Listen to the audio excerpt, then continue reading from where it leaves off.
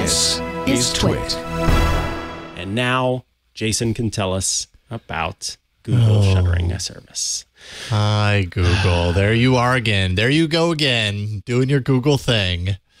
Jeez. Okay, so this is just, this is just from, from a story as old as time when it comes to Google, right? Is that they create something, people get excited about that something, people go all in on that something. Although now people are being more cautious, and then Google kills the thing. And then what felt like an inevitability ends up happening, right? It's the snake that eats its own tail at this point, because it's happened so many times with Google, and we can talk about that a little bit. But what am I talking about? Stadia, Google's cloud gaming service, is done. Well, not done yet. Google's basically announced that it's going to be done. It's killing it. This was introduced, if you remember, back in 2018. There have been a few rumors leading up to it then, or a few years of rumors leading up to it then. But it launched publicly November 2019. It was actually pretty cool, right? Like, you could use your Chrome browser to stream games from the cloud. All you needed was basically your Chrome browser was your game console, right? You didn't have to buy a game console. If you had a computer running Chrome, you could play top tier games. All the processing, all the magic was happening in the cloud on their servers. So what you were getting fed to your computer for gameplay was, top tier graphics, everything, given that your connectivity was good enough, everything was smooth. I think in the beginning it was a little kind of rocky at the very beginnings, but I jumped into Stadia a few times after it launched here and there just to kind of see how it had progressed. And at least with my connectivity, I felt like games played smooth enough for me. Maybe I wasn't playing fighting games where you need those quick, those super fast reflexes, and latency. Any sort of latency might impact a game like that in the cloud, but any of the slow moving kind of, adventure style games, it was just fine. But, we're here at this point where Google's not the only company doing cloud gaming, but they did kind of do what Google sometimes does. Like, I'm thinking of Google Glass, right? Where they get into something maybe earlier than a lot of others do. And so the idea isn't bad. I never thought that the idea of cloud gaming with Stadia was a bad idea. I just wasn't certain that there was going to be enough people to buy into it now, because it's so early for that type of thing. Not to mention, Google has a reputation. And I feel like on day flippin' one, people were already saying, all right, we'll see how long it takes for Google before they get really bored of Google Stadia. And unfortunately, that has proven to be true. Now, there are reasons for that, right? They had announced a number of features that were really great. Right in the beginning. This was 2019 when they launched this. They were talking about some really cool features. Being able to jump right into a game from watching gameplay on a YouTube video. That was one of the features.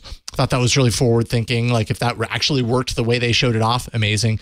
Crowd play, which actually promised to allow players to join YouTube creators in playing the very game that they're watching on YouTube. All of it had to do with integration with YouTube, by the way.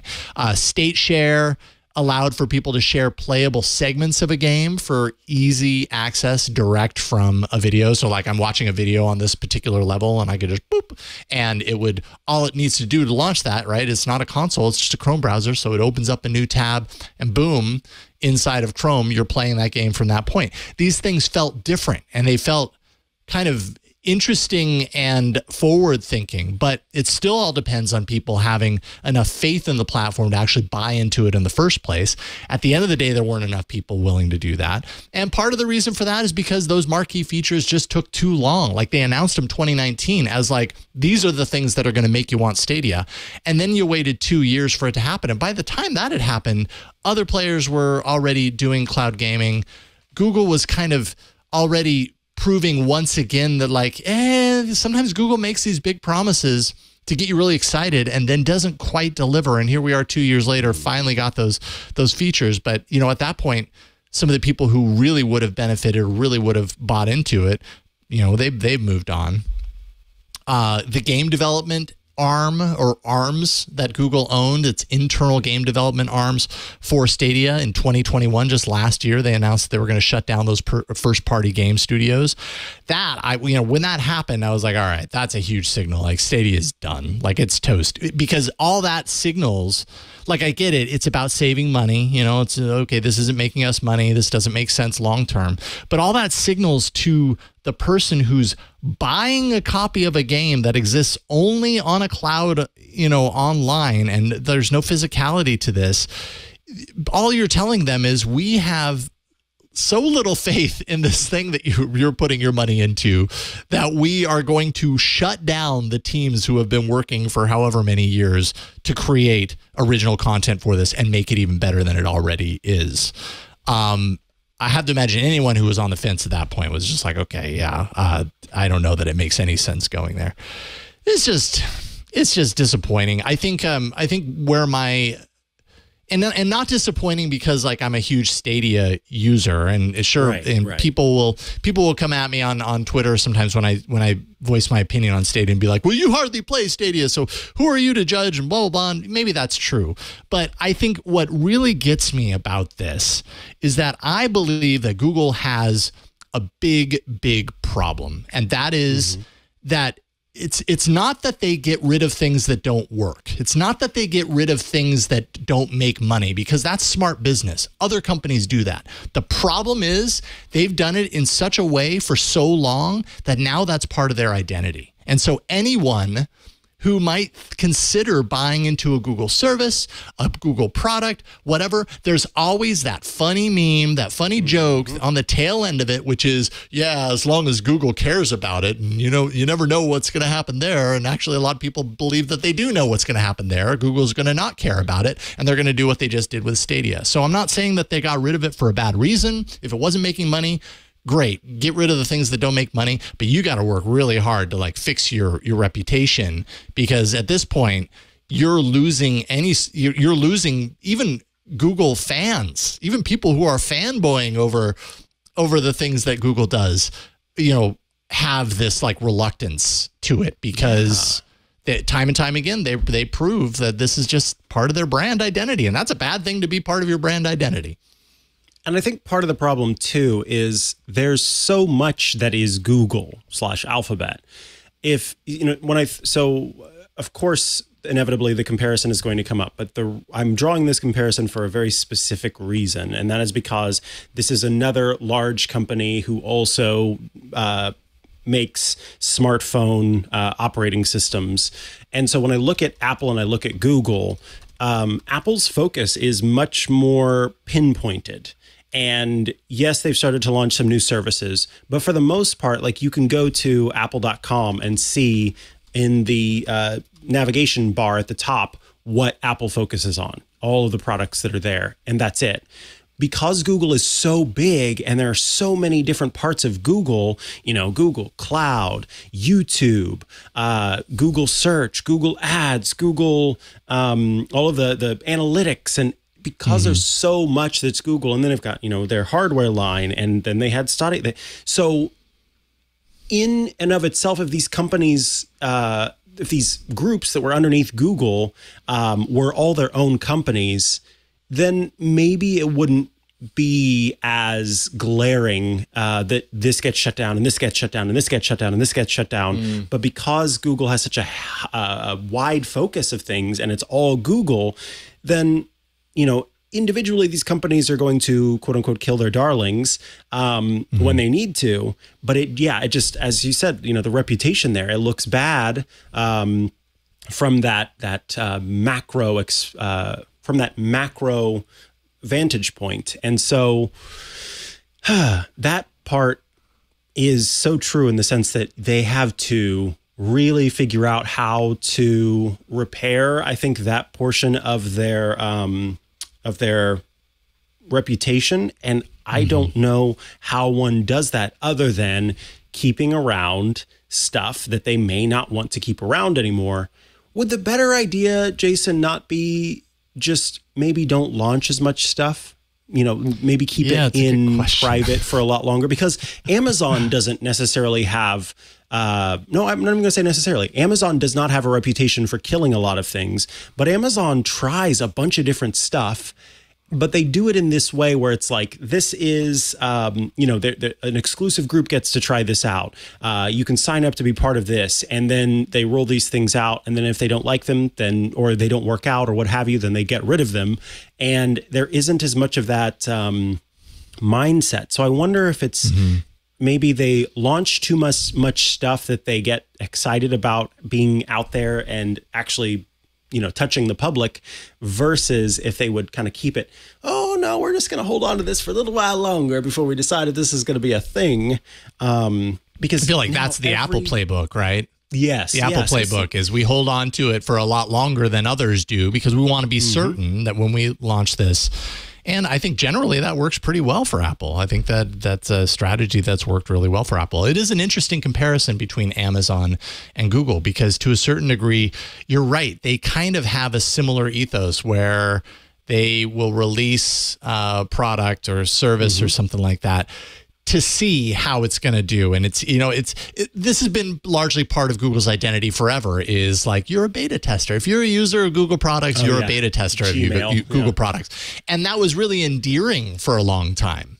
And then I think at a certain point, maybe that kind of wears off a little bit. And it's like, okay, yeah, but what we really want is for you to be serious about this. And yeah. So it's an interesting question. I do have to give Google some credit though.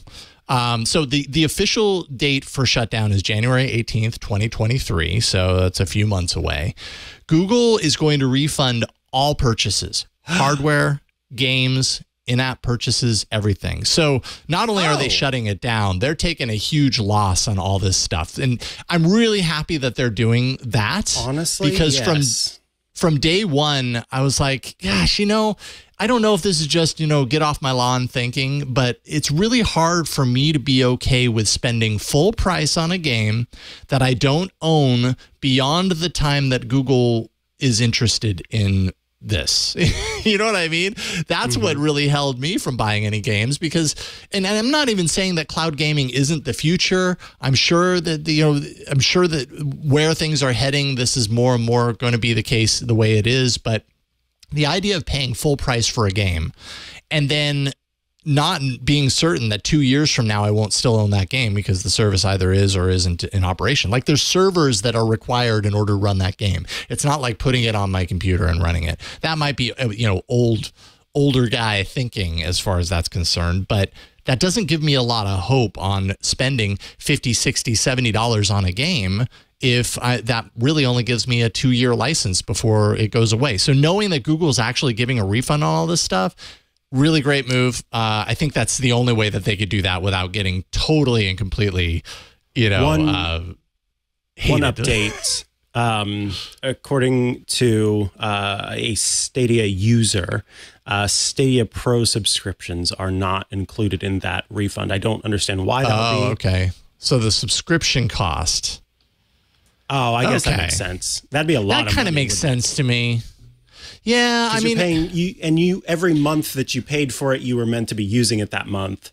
Right. Versus the hardware. Yeah. So I mean, if Netflix went away, I wouldn't expect Netflix to refund me for my subscription. For all of the money I've ever spent on it. Yeah. Because I was using it during that time. Maybe if you had gotten a Stadia account and you never used it and you could, reach out to support and say, hey, I never used this. Yeah. Then maybe that's something else. But yeah, I have to say overall, because I was going to make the argument, actually, at least when Gmail was a beta, you weren't making a money investment in it. And so it was not something that you're paying for. So if they, while you were beta testing it, like you got that service for free. But this was going to be different until you said, hey, they're refunding people. So I actually do feel pretty good about that. And this is my semi-annual reminder that Amazon's Luna is out there and it's actually quite good. And I'm not a huge gamer, but I really got into Assassin's Creed and played it using Amazon's Luna, and it's still around, and they continue to make good deals with different companies and release all sorts of stuff in the library. And so I just want to give them a shout out. Not a sponsor or anything like that. I just think that if Stadia people are looking for somewhere to go, Amazon's Luna is one of those options. And I have found it to be quite good. Nice. There's that. There's GeForce Now. There's Xbox Game Pass Ultimate. Logitech just announced a Logitech G Cloud. I think it's a handheld device that is all about cloud streaming gaming. So yeah, there's others doing this. Yeah, and it's not even to say that Stadia was bad technology. Like, it was pretty cool what Google was able to create.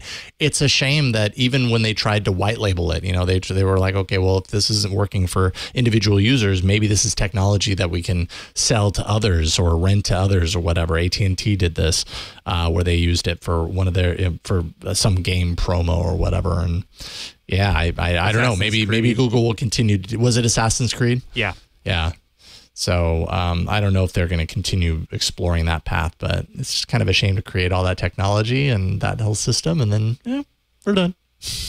But hey, that's business. I guess it's business. It's a pattern. That's all I'm saying. So.